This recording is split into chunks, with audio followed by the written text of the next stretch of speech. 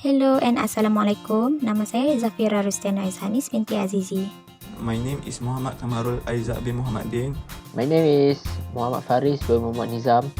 My name is Aiman Nazmi bin Ramli. Nama saya Zulhilmi bin Sidin. And my name is Muhammad Faiz bin Hamdan.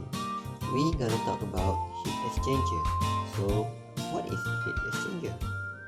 Heat exchanger is a device where moving fluid stream exchange heat without mixing. Heat exchanger are widely used in various industries and come in various designs. In refrigeration system, heat exchanger are essential element and is an energy, which is heat, exchange system between a hot and a cold fluid. So, in refrigeration circuit, during cooling heat, exchanger are usually used as a evaporator to absorb energy from the refrigerant. On the other hand, during heating, exchanger are used as refrigerant condenser to discharge energy. What advantage does a heat exchanger offer to your refrigeration system? Number 1, doesn't need electricity to function, which is saving considerable resources for the company.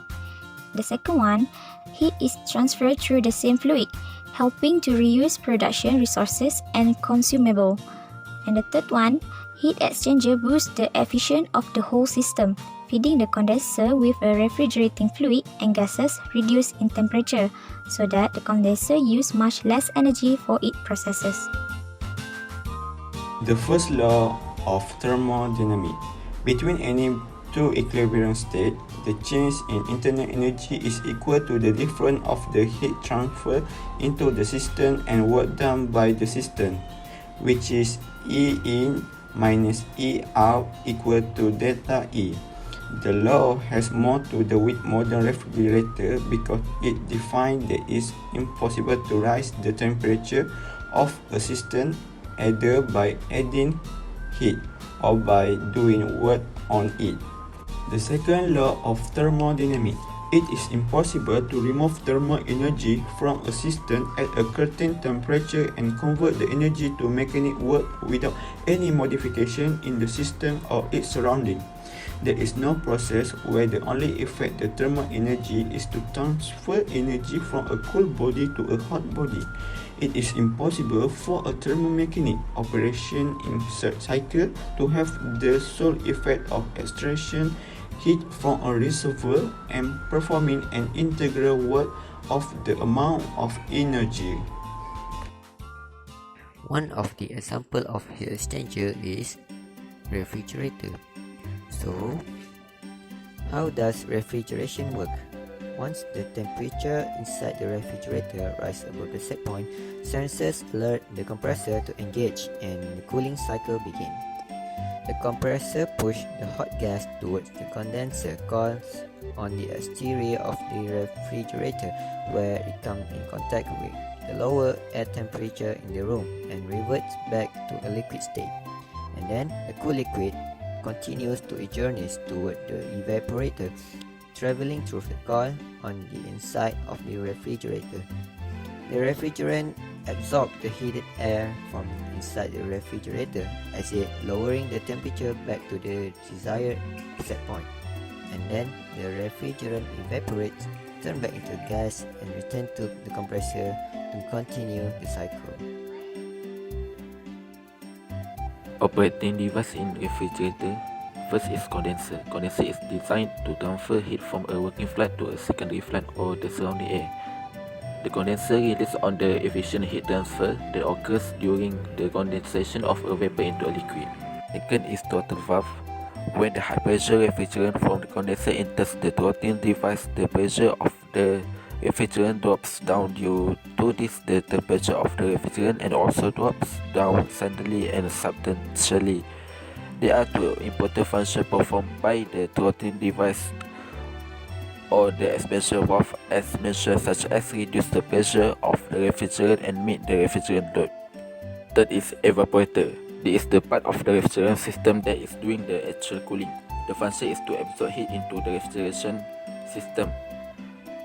The evaporator is placed in the area to be cooled. The evaporator consists of fin the air around to the coil by a fence. fins and tube are made of metal with high thermal conductivity to maximize heat transfer. The refrigerant vaporizes from the heat, it absorbs heat in the evaporator. And last is compressor. It works as a pump to control the circulation of the refrigerant, and it adds pressure to the refrigerant, heating it up.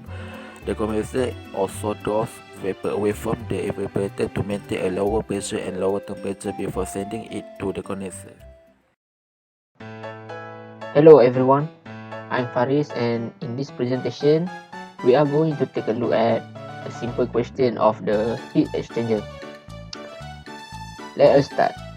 For this question, we are clearly have been given the constant pressure, which is 2.5, the initial and the final temperature, which the temperature are decreasing from 100 degrees Celsius to 35 degrees Celsius by the use of the water entering at 17 degrees Celsius.